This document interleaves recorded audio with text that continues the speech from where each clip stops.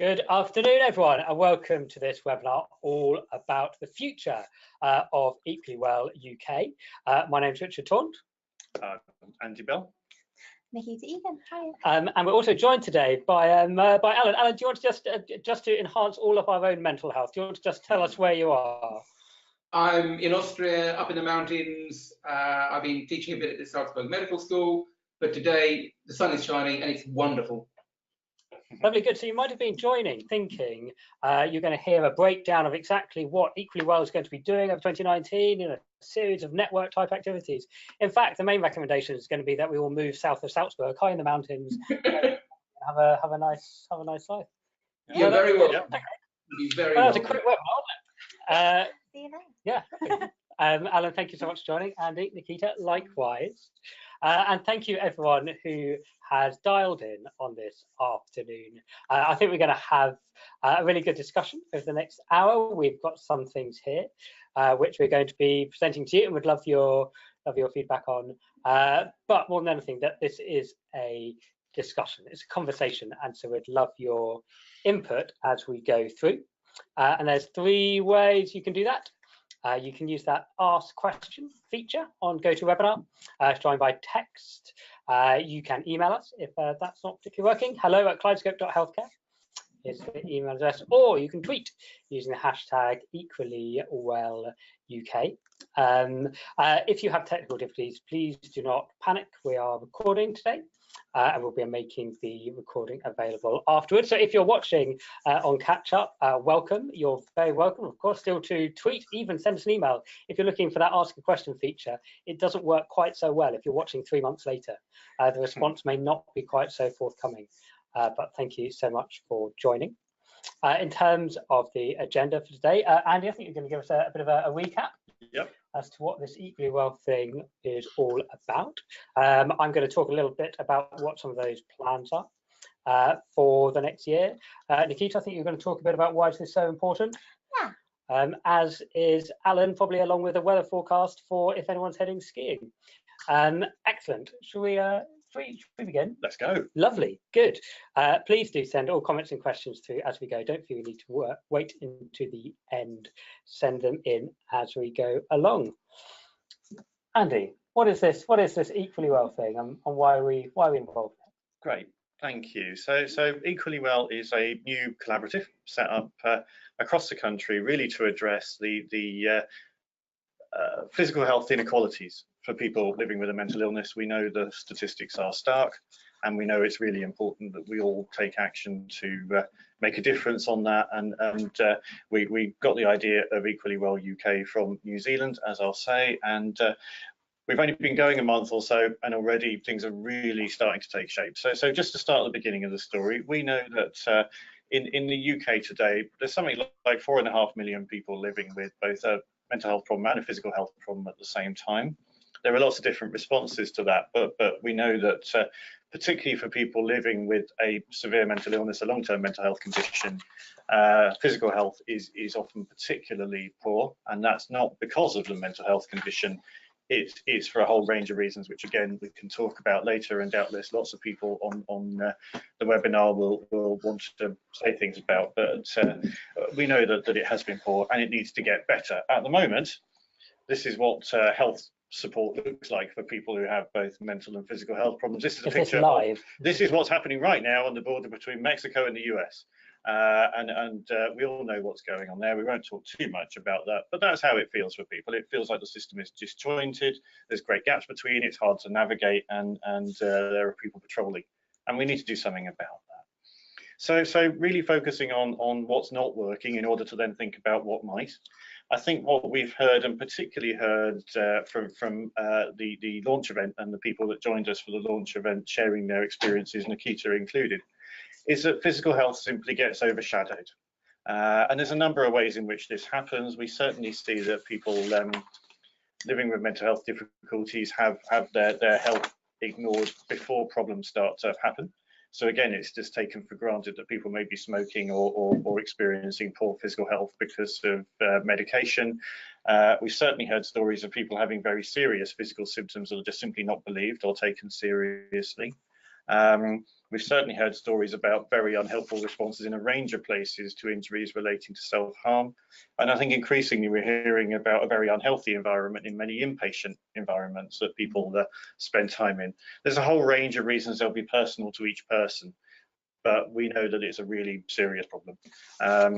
So we want to start putting that right. And so there are a number of interventions, again, from all the people involved in Equally Well. There are lots more than on the list that we've provided here, but some of the things we know are really important, range from helping with giving up smoking or reducing smoking, through to promoting good mental health when young people are first experiencing a mental illness, shared decision making on medication, but also thinking about not just the things that might end your life prematurely, but the things that might make your life physically intolerable while you're living. So thinking about access to dental health, and other forms of pain management, for example. It's all really important, and we need to make sure that all staff working anywhere in the NHS feel confident and competent in working with people with a mental illness on their physical health. So this really is everyone's business. We know that there's a whole range of organisations that need to play their part, and individuals. Everyone has some role to play, including all of us, and really the idea behind Equally Well is finding a way of getting all of those different organisations together to create a sense of collective effort, because unless we get all of these various bits of the system working with the aim of improving physical health and reducing the appalling inequalities, we're never really going to make the difference. So that's what we're looking to do. I'm looking meaningfully at Richard every time I need a slide change. I'm not allowed to touch the equipment, and anyone who knows me will know why. So Equally Well was created in New Zealand. We were lucky enough for Helen Lockett to come and visit us for the launch last month, and it was really doing exactly what we thought we needed here. It's bringing organisations and people together to create collective action to reduce inequalities. We've been incredibly fortunate at Centre for Mental Health to work with Kaleidoscope and Rethink Mental Illness here to really set up Equally Well UK. We've had amazing support from Royal Colleges and arm's length bodies to make that happen. Three really important principles to Equally Well UK. The first one is that it's rights-based. We all have a right to good physical health, no matter who we are and what other issues we have in our lives. We think co-production is really important, that it has to be a genuine partnership between people with lived and professional experience, and that all of us can do something, but none of us can do everything. Nobody can super heroically solve all these problems on their own. We need everyone together. And we've got 50 or more organisations already joined. Here's some lovely logos. Thank you to all of you who have joined already. If your logo isn't on this list, you may have joined more recently before we've produced this slide, or you may not have joined yet, in which case we can have a different conversation later. So what are our ambitions? Well, we're wanting to create a nationwide learning network. We're not wanting to do small things, we want to do big things with this. So this is about getting people together across the country, across sectors. So people from public health are talking to people from NHS, talking to people from charities, from education and training, everywhere in the system. We want to link lived and professional knowledge, and just to challenge everyone, we want to raise expectations. We want to have a site that we can do better, and we can really, really make a difference through the collective efforts of everyone who gets involved in Equally Well UK. Andy, thank you very much indeed. Thank you. A very nice, concise run through of what Equally Well is all about. I'm going to come to Keita in just a second, just to get your experience about your perspective on why this is so important. But Andy, just a quick question, which is, we had the launch event a month ago. Do you want to talk about some of the reaction following that? Yeah. There's not many people out there which seem to be disagreeing. No, I mean, as far as we know, nobody is against Equally Well UK or thinks it's terrible that people should have equal health. So that's a progress. But I think what's been really heartening is that there has been a huge amount of interest. We've had lots of people getting in touch and saying, what's this Equally Well UK? What's it all about? We've had amazing support from NHS England and NHS Improvement with the Closing the Gap collaborative that they put together, and I was lucky enough to be at the final event of that yesterday, and there's enormous amounts of interest in this wherever you go, and I think a real sense that things have to change. And that's what's really exciting, is that there's a belief that we cannot just go on as we have been. We can't accept this inequality. We do have to take collective action. And the idea of Equally Well is spreading, and I'm seeing the hashtag in all sorts of places, which I don't know if that means anything, but it's very exciting. Great, Annie, thank you very much. And I don't think you explicitly referenced it, but a key role within the equally well structure of both a group involving those with lived experience and clinical roles. Absolutely. Which I think that is our neat segue. Nicely done. You've done this before, haven't you? Oh, might have done. To Nikita, thank you so much for joining. Thanks for joining for the launch event as well. Oh, it's fab. It's really good. From your perspective, why is this important? Why are you involved? Well, I'm involved. I have lived experience with mental health condition. I have mental health diagnosis, and I'm also a human being, so I have physical health. That's what we've kind of been saying to people for maybe nearly a decade now, that if you have physical health, you have mental health. If you're a human being and you have a brain, then you have mental health, you know, just as if I have a physical health and you have physical health, all of us do. So I'm involved because this is kind of the first thing that's cropped up, which has tried to, I'm going to use the phrase, bridge the gap. So we've kind of worked really hard on saying to people, no, your mental health is important. It's just as important as your physical health. Your long-term pain management is really important, but so is emotional pain and managing the kind of implications that come with that. But I think that what kind of stood out when I first saw Equally Well and the idea of that thrown around was that you can have both. You don't have to either be mentally ill or physically ill. You can have both at the same time. In fact, most people do. Someone who has a diagnosis of depression, who has a cold, that's that physical health interacting with their mental health. And to be honest, everyone feels a bit rubbish when they have a cold. So it impacts on everything anyway. So I think, yeah, from my point of view, getting involved with Equally Well was kind of that thing that previously we were, I think, I'm not speaking for everyone with mental health conditions, but I think we were kind of grateful in a way that, yes, it is okay to say to someone, no, I'm not okay. It's okay to say to someone, you know, I mean, I have self-harm scars. It's okay to not tell someone that I was attacked by a cat. It's okay to be honest about things. So I think that when you come in to talk about Equally Well and you say to people, actually, I'm still a human. I'm just not mentally, I don't just have a mental illness. And so that's kind of the main message that got through to me, was that it's kind of a holistic approach and it can apply to every single person, just like we've been saying mental health can. Nikki, thanks very much. And I'm presuming probably most people who are joining are human beings. If you're not, there's a chat facility where you can tell us. But Nikita, it's when you step back for a second, it almost sounds slightly ridiculous that we're almost having to have this conversation, that you don't have to choose between your physical health and your mental health. Well, I think because it took quite a long time to kind of get mental health equality to the forefront of kind of people's consciousness, you kind of feel like because that has happened and that is fantastic, you don't want to push the boundaries and kind of ask for more. I kind of feel whenever I go to something like this, or you know, when I went to the Equally Well launch and I was part of the lived experience advisory group, you kind of feel a little bit like a celebrity because you kind of feel like, oh, these people, they're doing things to make things better for me, and this, that, and the other. And I don't. It's a bizarre feeling, but I think that we need to kind of get rid of that. It's not you're not something special if you have depression. You're not something special if you have heart disease. No offense, you're just a person, and you don't want to kind of feel like all of this effort is coming towards everything for you. We just need to get it to be how it is. You know, it is how it is now. I mean, a lot of people will ring up their work if they're not very well, and they will honestly say, I'm not physically ill. I'm quite depressed today. I'm dealing with a lot of things, and we just want to get it back in. We just want to get into the consciousness, really, that maybe even when you say to someone, I don't feel very well, you don't actually have to specify what's wrong with you, or whether it's your mind or your body. And I just want it to get to be not such a novelty to have kind of the attention drawn to something like this. That makes sense. Makes absolute sense. Absolutely. And Nikita, thank you very much. And we're going to come to Alan in just one second. But Andy, just picking up that thread, Equally Well will be a success when it doesn't exist any longer. Well, that's absolutely right. And it will take us a while to get to absolutely equal health because the divide is so great. But it's about making the change happen so that people get help for their physical health and get the right help at the right time. And that's just seen as normal.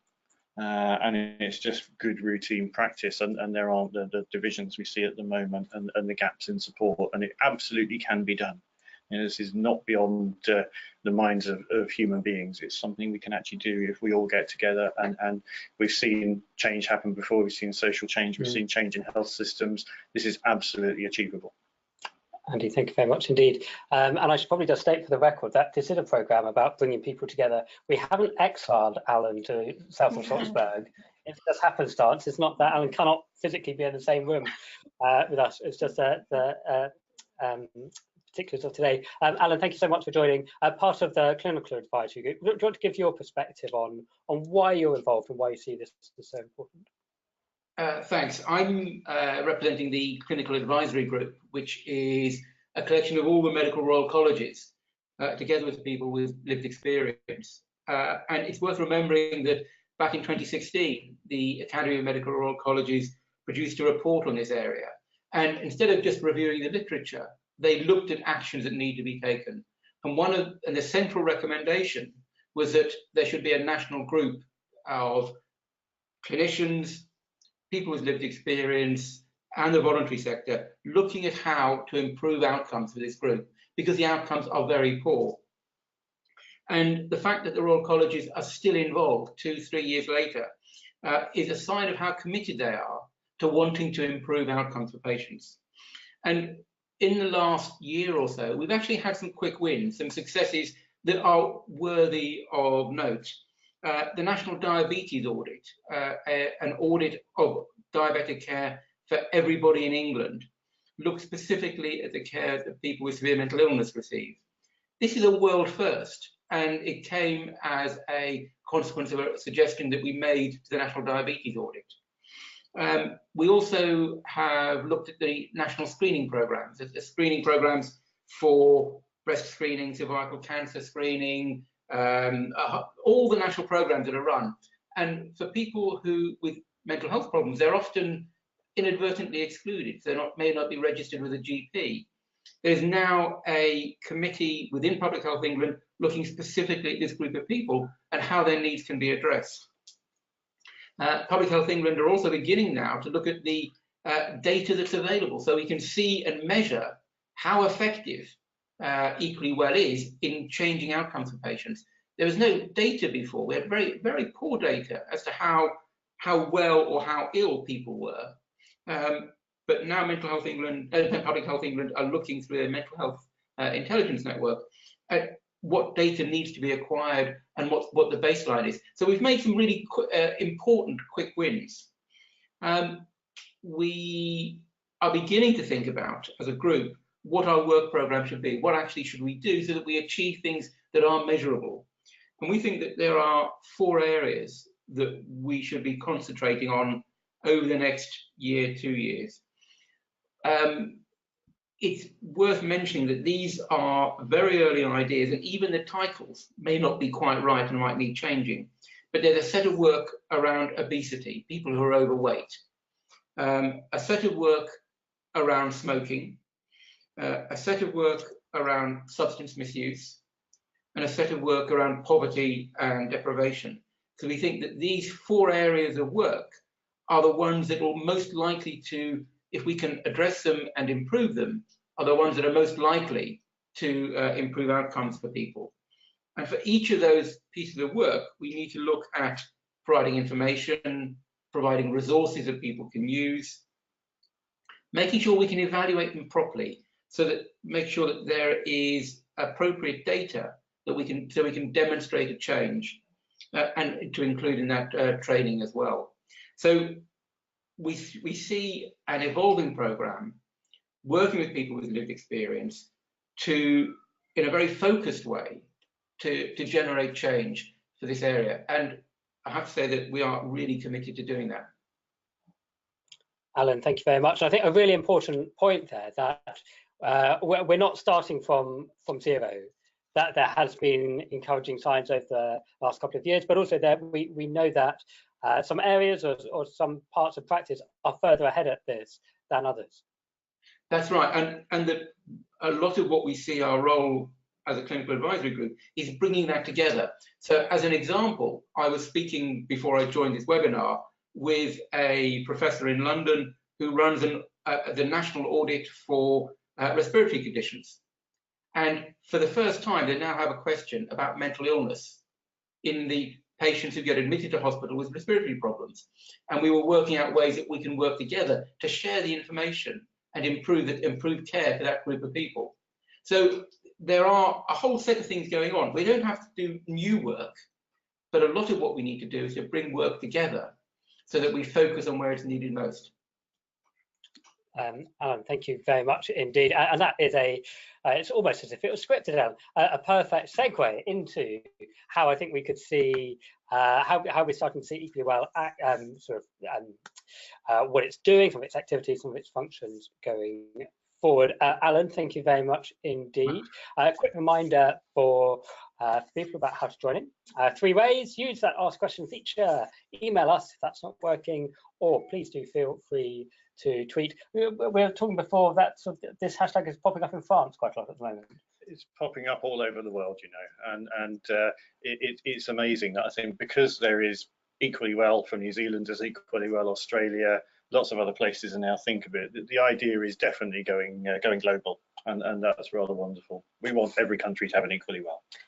Particularly if they are in nice places to go and have conferences in. That would be fine also. Okay. Yeah. Excellent, good. Thank you very much indeed. And again, we are recording, so please do send through comments, questions, feedback as we go. We'll now just move on to a bit about what we see as happening next. So thank you so much to everyone who's joined, who was with us on the 13th of September, just over a month ago. At the Royal College of Nursing.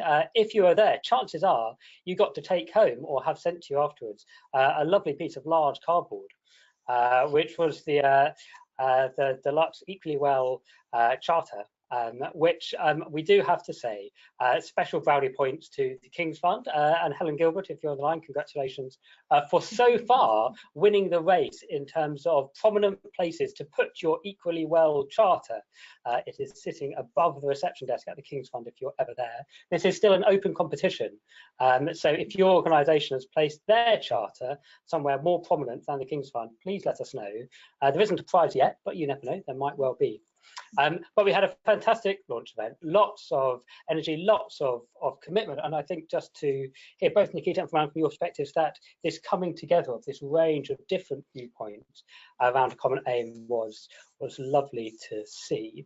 At the event, we promised to update you about where it was going to go, which is why you've hopefully joined today. So what's going to happen? So coming back to where Andy left off, in terms we see some of Equally Well's power being this learning network that supports organisations to deliver the aims set out in their Equally Well Charter. And Andy, we were just having this conversation that partly because you've got such a variety of different organisations signing this charter, it is not everyone signing up to do the same thing. It is far more about organisations signing up to a set of actions for their organisation. Yeah, it's about principles of equal health, and if you're an education and training organisation, that's about doing different things to if you provide services, or if, like us, you're a charity that does research, or whatever your organisation does, there will be something you can do, and that's why we're asking people to make their pledges, and then when you've got a pledge to have an action plan, so that everyone is deliberately doing something different. But that together those add up to something special. Thank you. But you may notice a slight flaw in the logic that just by signing something doesn't necessarily mean that it automatically happens. True. Particularly given the whole host of barriers which can get in the way of the sort of level of change we're talking about here. So sort of having taken stock post that launch event, talking to a whole range of people, we really see a role for Equally Well members to be able to provide some peer support to each other to help embed whatever the charter means to their organisation within their organisation. So we do not see Equally Well as gaining its power simply because people sign something and then presuming that they will do it, but actually how can we work collectively to support each other to see that become embedded within our organisations. So how we can use that collaboration, that network, to provide that peer support, armed by the intelligence, the insight, the experience from the lived experience advisory group, from the clinical advisory group, and taking in some of that insight around those 4 areas Alan set out. How can all of that come together so that when we look back on the success or not of Equally Well, it's not just about the number of people who signed a nice bit of laminated cardboard, but actually did those signatories, did they get translated into actions, and did those actions then happen? That's our logic, and we'd love people to comment on that, tear it apart, tell us why we're wrong, suggest improvements, as that's really how we see how Equally Well can make a real positive difference. What does that mean in terms of taking part? I'm not going to go into the symbolism of Alan just having got up out of his chair, but me talking about that. That's not going to be appropriate. Sorry. It's okay. So if you're sitting there going, great, well, I don't disagree with anything which has been said. I want to take part. How do we do it? We're talking about there being 3 ways you can do so, and the main one of these is being to become a member of Equally Well, which is about coming along to having access to a whole set of events. We'll talk a bit more about those, the use of resources on the website, the use of the expertise within the clinical advisory group, the lived experience advisory group, being part of setting the direction of the network.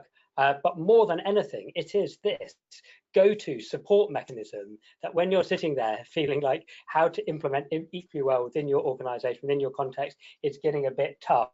You have this purpose-built support community around you to support you to do that. And so we really see this sort of option to join as a member of Equally Well being for organisations which really want to do this and really want the support to make it happen. So possibly beyond just putting your name on the bottom of a big bit of card, actually how you then do translate that into action. So that's the membership way to get involved. There's a payment scale. Part of the sign up is being able to make a financial contribution, which is tailored to your size of organisation. But it's been part of that support community to help you embed this within your organisation. If you're feeling like actually that's insufficient for you, well, fantastic, that's great. There is an opportunity for a small number of organisations which would like to make a larger financial contribution, so starting at around 25,000, to become a partner of Equally Well, which involves being part of the Equally Well oversight group and having a strong steering role in deciding the areas of focus for the network. That may not be appropriate for your organisation, that may be exactly what you want to do, and possibly we can think of organisations with snappy acronyms who that might appeal to. But that's for a particular type of organisation if you're wanting to be an official partner.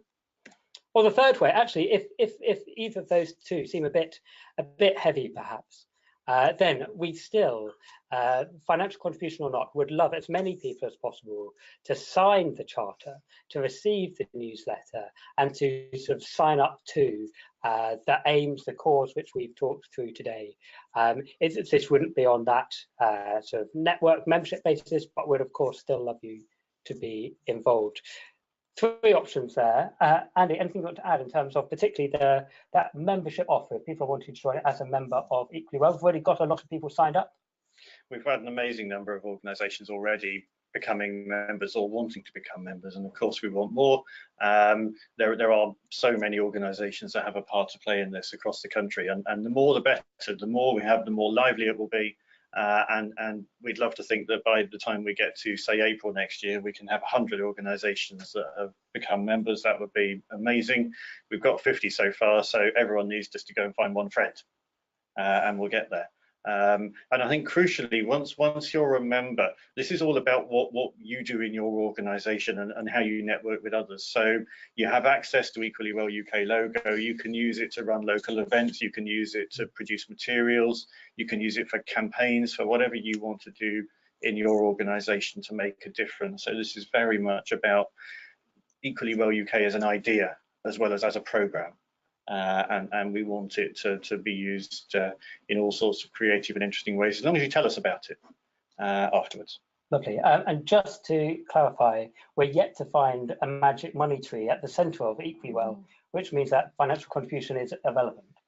Well, that's right, and I think it's really important that the organisations in particular that are getting involved are really showing their commitment and really wanting to make a change. And to do that, we need to make sure that we've got the resource within the core team to provide the resources to manage the website, to organise the events. So we hope that for a relatively small fee for organisations, as Richard said, that's pegged to your income, that we can provide something really a bit special. Lovely. And just going to say, you welcome questions, comments as we go through. I'm going to pick up on one just because it directly follows on. Question from Irene Cormack. Irene, thank you for joining. Just saying, so how many organisations are currently involved Equally Well, Andy? And how's that fundraising going? Great. So I think we've got at least 50 organisations so far, and many more that have expressed an interest. So we're really motoring. We've been incredibly fortunate in the first year that a number of organisations, particularly the NHS arm's length bodies and the Royal Colleges, have given us some startup funding in particular that's really helped us to get going and made sure that we had an amazing launch event. The Royal College of Nursing provided their venue to us without cost, and that was an incredible donation. And many organisations have signed up and provided a membership donations. So things are really going well. We know that we've got to keep that moving, because this is something that will take some time to work. But so far, we've been incredibly fortunate to have some amazing support. Lovely, I mean, thank you. And without this wanting to turn too much into children in need, Helen Gilbert, King's Fund, thank you very much for getting in touch, saying we're here and up for pushing this up the agenda, including using our venue to showcase the network. So we're going to bank that as we have access to the King's Fund meeting rooms at any time of our choosing. We're off to the King's Fund, aren't we? You may want to clarify that, Helen, but that's what we're going to take it as. But we're looking for all sorts of different contributions. Absolutely, it's quite an important. Absolutely, every organisation has something to give, and every organisation has something to gain. Lovely, thank you very much indeed, Andy. So let's just whip through a little bit. So just in terms of the membership events, which we talked about earlier, the current plan for next year is that we'll try and bring people together face to face, probably quarterly, and for that to be a bit in London, but a bit across the country as well. This is Equally Well UK. It is not Equally Well M25, and so we will be getting out and about. There will also be a whole host of webinars throughout the year, where what we're keen to do is to bring in the insight and expertise of the Lived Experience Advisory Group, the Clinical Advisory Group, and make sure that we're able to share all of that intelligence with the full membership to help people with implementing the Charter in their organisations. And this is a network. We do want it to be a collaborative endeavour, and so a real opportunity to pick those topics which are going to be of most value for members to base those events around. You'll also be receiving sort of quarterly newsletters. There'll be publications by the Clinical Advisory Group, blogs. There'll be a whole set of other activities. As we talked about in the launch event as well, we're committed that as a collaboration, we do track our progress. We do attach measures to it. We do have conversations about how that collaboration is going. It's a hallmark of strong collaborations around the world. And so we're gearing all of these activities towards impact. We're not so interested in getting together and, as a colleague of ours at Kaleidoscope would say, at admiring the problem. You know, I think we've done enough of that. What we're interested in is discussing solutions. So we'll send these slides around earlier if you want a confusing diagram to look at. But just to say, there's a whole host of things which we're planning, which will fit together in 2019. What next? So if you're sitting there going, fantastic, lovely, I might already be a member, brilliant, thank you very much if you are. If not, and you're thinking, well, what is it then which I need to go off and do? We talked about the sort of different ways to be involved and how we're looking for this to be sort of collaboratively funded across a whole range of partners. We're actually using a platform hosted by us at Kaleidoscope to help run this. It's called Collaboration Funder, surprisingly enough. which is a, if you want the shorthand for it, it's a bit like a sort of a crowdfunding Kickstarter type device, which is used to sort of co-fund projects in healthcare. So if you go to collaborationfunder.com/equally well, you'll find more of the details which we've talked through about those different options to be involved, and then what you need to do following that when you are ready or wanting to talk about how best to get involved. I feel like I've spoken quite a lot now. You've done very well. Can I stop shortly? Sure. I think almost so. So do take note of that web address. That will have that does have a lot of the information we've talked through today, and how you can sort of express interest, find out more. Right, that is probably enough for me for now. How can you join in today? Thank you for questions which are already coming through. So please do use that Ask Question feature. Email us, tweet us, do watch back afterwards. We are going to turn to questions, but Nikita, I'm going to throw a question to you if that's okay, just whilst I frantically read some things. Which is, Nikita, if we were doing this webinar in a year's time, what would you love to be able to say we've achieved? Or what were some of the things you'd like to be able to point to say, yeah, isn't that amazing that we've managed to achieve that? And on that nice easy note, I'm going to read some questions. Thanks for that. It would be great if we could have achieved Andy's goal of getting to 100 members of Equally Well, because then obviously that means that the message has spread further, and not only is the message spread, that people are actively getting involved with it. I mean, it's great to be able to see the hashtag in France and, you know, Austria and everywhere, all around the world. That's great. But we need, as we said when we mentioned the charters and signing the lovely bits of cardboard, we need to go further than that, and we need to make sure that although the word is out there, it is being acted upon, and it wasn't just a day where we all had some nice food and signed some paper. So that would be great if we could get to the 100. Can we have some nice food as well? We can have nice food maybe periodically. Oh, okay. So maybe we could do it on like an achievement basis. And then also on a personal note, in a year's time, I will have lost 5 stone. So I'm joking. We're going to write all of these down. No, don't. Okay. Oh my gosh, you're recording it. It is being recorded. Yeah, thank you for that. Just one other thing though, I think that we need to do is that maybe it could spread to people rather than just figureheads and organisations. Obviously, those are the people that will bring it into their organisation, but then we need to see it in the day-to-day as well. So I think that would be another thing, if we could kind of get people who are maybe participating in webinars like this, who could say, yeah, actually, you know, I went to get my, you know, my checkup from my community mental health team, and they didn't send me to my GP for my med review because, you know, anyway, just practical bits I think would be a good achievement rather than just the big milestones. I think that's a really nice. I'm going to say it because it's true. That again, it comes back to the point that this is a collaboration which is geared around changing something. Yes. We could have endless conferences about how interesting this is and how wrong it is. And a good idea. And a good idea. We can say all of that. We are interested in making practical steps. We are interested in seeing practical action.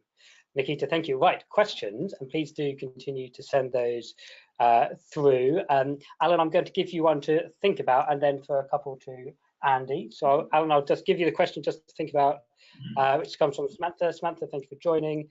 Samantha saying, is there an aim to identify some key quantifiable outcomes, such as number of trusts achieving a 50% reduction of smoking?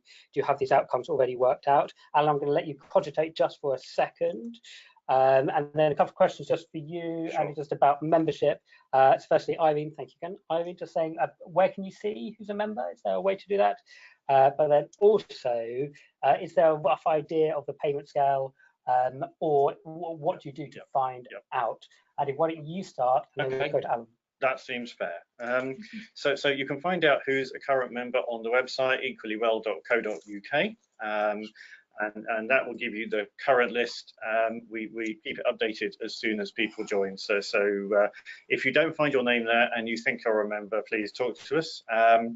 We'll Obviously discuss membership with each organisation, because it does depend on your means. It's really important that we make it affordable for organisations to join. So if you're a large organisation, I think it's up to 2,500 for a big NHS trust, for example. For a small charity, it may be a much smaller sum, or it may be a gift in kind. Everyone has something to contribute, and we want to make sure that we make it as possible for everyone to join and take part. Lovely. But Emma Bailey, actually, your good organisation, Yes. the person to talk to. My very good colleague Emma Bailey, who manages Equally Well for us, and if you email her, her email is on the website, and indeed you can also tweet us at Equally Well UK. Either way, we will get your message and we will get back to you.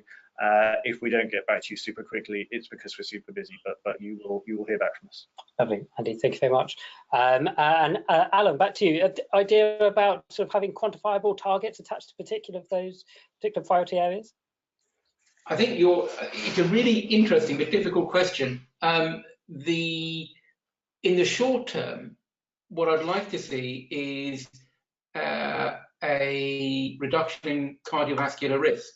It's possible that there are algorithms available that measure an individual's cardiovascular risk, and it's fortunate that that algorithm is built into most GP computer systems. So it's something that GPs can do based on data they already have for people they're caring for. It's a good short-term target, because every practice uses the same algorithm, and it will work across the piece. The trouble with most of the other long-term measurable outcomes is that they will take quite a long time to start having an impact, but we can measure them over a number of years.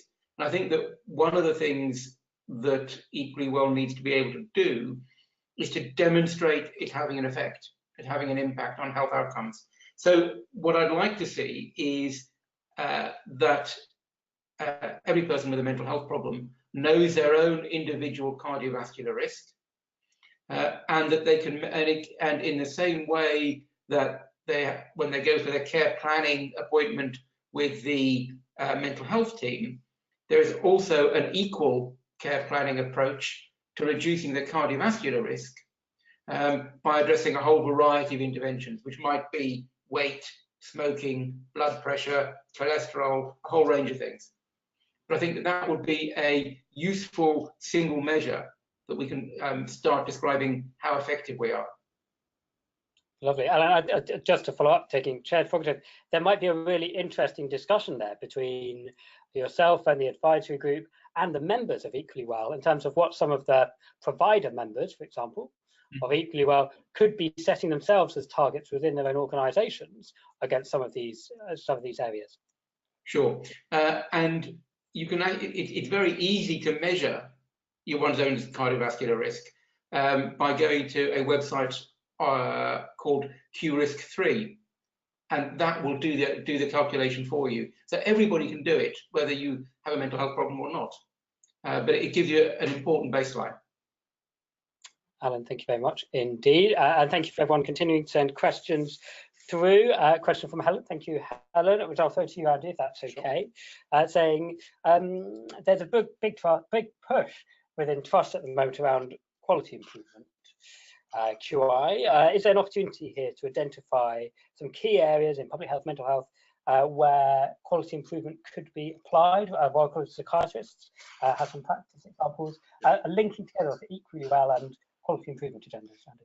I think that's absolutely right. And Equally Well is about a lot of things. In some ways, it's about social change as well as practice change. But undoubtedly, there is a link with the whole move towards quality improvement.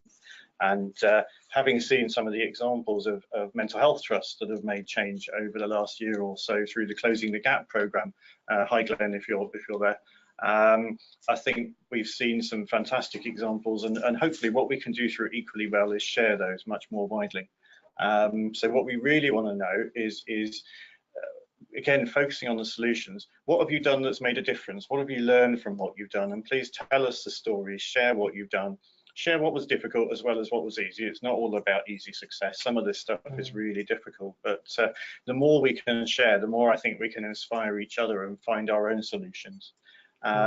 because things that have worked in one place, they may need adapting, but they could provide really useful inspiration for people in another area. So if you're doing something that you're proud of or you think is interesting, please share it with us. Thank you. And Nikita, that's that whole theme about sharing what's working and what's actually some of the good things which are happening, not just saying everything's a complete mess, is something which I think the lived experience group has a key role in as well. Yeah, I think that there's a tendency in any area of life at the moment to just pick on the negative bits. But I think that if there are things that have been doing well and there are things that people are proving that are working, then point them out, because the other areas that maybe aren't doing so great, maybe they will get ideas from it and they will pick up on it. You know, I think that quite often lately there's kind of a tendency for us to get some good news and people say, oh, it's too late, oh, it's not enough. Well, it's a start, and it's a start in the right direction, and that exactly applies to highlighting things that are working, as well as just pointing out the bits that we need to work on, because we all need a bit of motivation as well, and it's not all terrible. It's not terrible across the board. Obviously it is, and we need equally well, and we need to do this, but also sometimes we learn from good examples as well as bad, and I think that that's another thing that the lived experience advisory group can bring, is we don't exclusively have bad experiences. We have a lot of bad experiences, and that probably is what led us in here originally, but then when we think about it, there are actually things that do work and are working, and if we highlight them, then maybe the places that aren't doing so well will start doing them. Lovely, Nikita, thank you. And Andy, I'm going to come back to you just in terms of, we're learning from New Zealand. Yes, we are. Quite a lot. Yes. New Zealand is, I've heard, a bit smaller than the UK. Yes. So New Zealand has had this model about sort of bringing organisations together and creating exactly this sort of sharing culture which Nikita talks about. Yep. We're trying to do it on a bigger scale. What are some of the challenges you see in terms of how we manage to import some of what they've been doing in New Zealand on a bit of in a different context? Yeah, in a country of 5 million people, it's a different level to a country of 50 million or so, possibly 60. I don't pay attention to such matters, but I think we know that there are a lot of people who are interested in this, and that there's an enormous amount of will to change. But of course, we're having to contact a lot more people. The landscape here is very complex. We've got mental health trusts, we've got acute trust, community, we've got all the clinical commissioning groups, we've got different systems in Wales and Scotland and Northern Ireland. We've got 150 odd local authorities which look after public health. It is a very complex country, let alone all of the amazing charitable organisations that are involved in one way or another. So in that sense, although it's a small island, it's a big country. And that means we've got an awful lot of places to reach, and the equivalent of 100 organisations in New Zealand, I suspect, is rather more here. So we've all got work to do to get out there and really make this change happen at scale. But the start we've made has been fantastic, and the support of the national bodies in particular to really make this happen makes us feel really confident that we can do it. Lovely, thank you very much. Andy, I'm going to go straight on in terms of a question from Tim. Tim, thank you for joining. Saying, Andy, can you talk a bit more about the potential for payment in kind, and what that might comprise of, perhaps? Yeah, so this can be different from any organisation, but if you're a large organisation like the Royal College of Nursing, or indeed now the King's Fund, you may be able to offer a venue for something. If you're a smaller organisation, you might be able to help us recruit more members. In the case of the mental health, hi Andre, if you're there, they've done some fantastic work with collecting some podcasts and helping us to get the word out. So everyone can do something to help, and again, it's about making sure that Equally Well is more than the sum of its bits. So contributions in kind are always welcome. Ask not what you can do for Equally Well, what Equally Well can do for you, what you can do for Equally Well, or any other JFK saying. I think that was very well said. Yes, do you think it was? I do. Okay, yeah, lovely. marvelous. Thank you very much indeed. We're rapidly approaching 3 o'clock, which is when we will finish. So if you do have last minute questions, comments, reflections, please do continue to send those through. Alan, I'm going to ask you a question I asked Nikita earlier in terms of if we were to be meeting up in a year, what are, from the clinical advisory group perspective, some of the things which you'd really like to have seen having been achieved in the first full year of Equally Well? I think that I was actually going to interrupt a little bit earlier when Nikita was talking, because I think there are examples of where we're seeing good care for people with mental health problems, like in diabetes. We'd always thought that people with diabetes and mental health problems had less good outcomes. In fact, the National Diabetes Audit showed we have as good outcomes as everybody else. I think that we need to acknowledge that and say that there are some really good things happening. But equally, look at the doctoring bit of looking after the physical health of these people with lots of different health conditions is very complicated, and we don't always have the information that we need. So one of the things that I'd like to see equally well the Clinical Advisory Group produce over the next year are some evidence-based guidelines and advice for the management of these conditions. So, okay, diabetes is doing quite well. What about respiratory disease? How should we be identifying and managing respiratory disease in people with mental health problems? Does it need to be different? How should we be managing people who are overweight? How should we best be offering advice, and what sort of advice should we be offering? There's a whole range of new medications coming in, new interventions and new treatments that are being offered to people without mental health problems, because they're often not included in the research studies. And we need to be thinking a bit more widely about how we can have a less divided set of research that is more appropriate for people with mental health problems. Is that not too much of an awful? Yes, I'm wondering if 1 year, 10 years, 100 years. It's, so let's get started. The 1 year target should be everybody should know their own cardiovascular risk score and how to reduce it. That's achievable. Good. Again, we are recording, so we'll be back in a year to check on how we've got on. Alan, thank you very much. Last call for questions, and then we're going to come round and do closing reflections. But a question from Rachel. Rachel, thank you so much for joining. Andy, I'm going to throw this right at you, if that's okay. Sure. Saying there's lots of talk about using mental health teams. How can we make sure this also benefits people in 0 to 3 clusters who won't see a mental health practitioner? Yep. So this is about people who have depression and anxiety, who almost certainly won't be being supported by specialist mental health services. And we know that the divide goes both ways. We've got difficulties with people who have mental health difficulties who get poor help for their physical health. And that's what Equally Well is really about. That's what the focus is on for us. But we also know that there are a very large group of people who have physical health problems which are diagnosed and being treated, but they're not getting help for their mental health. And that's really incredibly important. And we know that there is some work now happening, NHS England, for example, leading some pilots to extend talking therapy access, particularly to people with diabetes. There is a long, long way to go in that agenda, and that's something that at the centre, and indeed other organisations that are members, the King's Fund and many others are really concerned about and working on. It's not at the moment part of Equally Well UK, because we think we really need to focus on this very, very big inequality, but Equally Well UK may well develop and evolve, and it will be what the members want it to be over time. But at the moment, we are really focusing on this specific area because we think it's really important to get everyone together and make change there. I think I'd imagine the challenge back would be if you think that should be an area of focus Equally Well, the way to do so is to join and be part of those conversations about how it does evolve. Absolutely, no vote, no voice. I thought we were going to get through a whole webinar without talking about Brexit or any allusions to votes or the perils of democracy. I didn't realise I was causing trouble in that. Sorry. We're about to close. So just to say thank you so much for everyone for sending through questions. We'll do some closing reflections before we finish, though, where I'll just ask my fellow panel members, just so they want to think about one particular reflection from the webinar to share before we do finish. I will start to buy everyone time.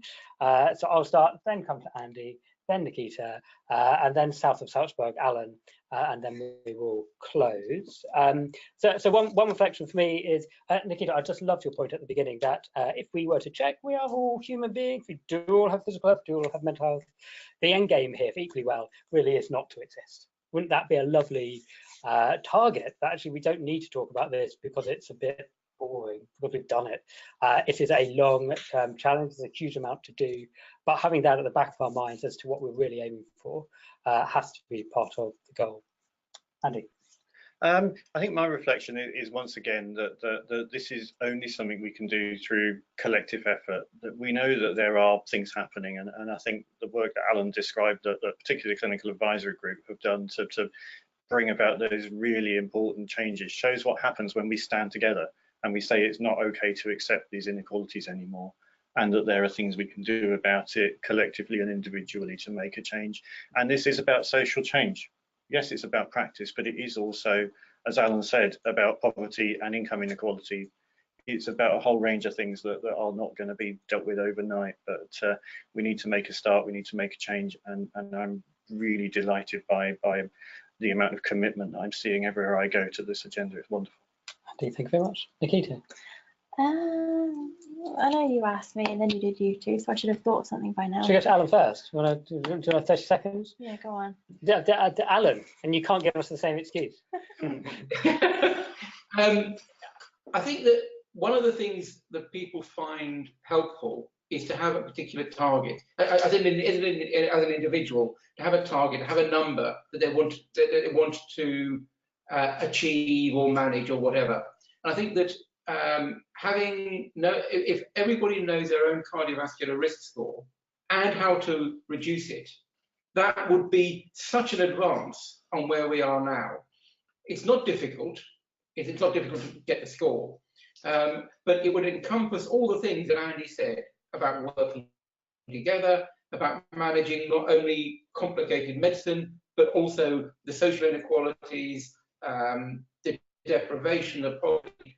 All those factors would be reflected in being able to reduce the cardiovascular risk score, and it's owned by the individual. I think that's what's really important.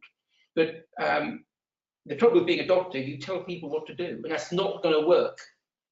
This is about sharing and supporting people to change their own lives as well, and having a target that encompasses it would, I think, be really useful.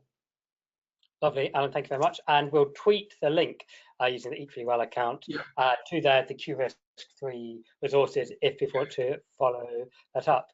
Nikita, reflection? No pressure. Yeah, okay, I thought of mine. I think I just would like to comment on the first time that I went to Rethink Mental Illness, and it was all quite new.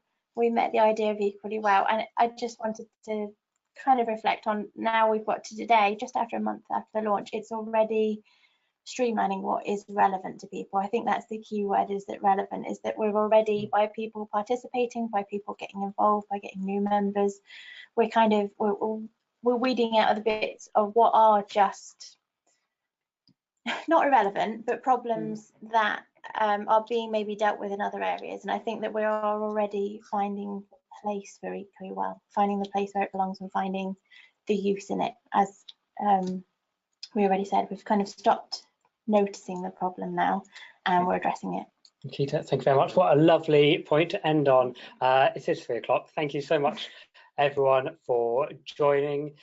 Just to say again, if you are thinking about becoming a member, if you're not already, collaborationfunders.com/Equally Well is the particular site for that. Or you can find all the resources through the Equally Well Twitter account or the Equally Well website.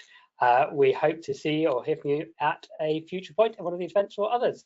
Thanks very much again for joining. Goodbye.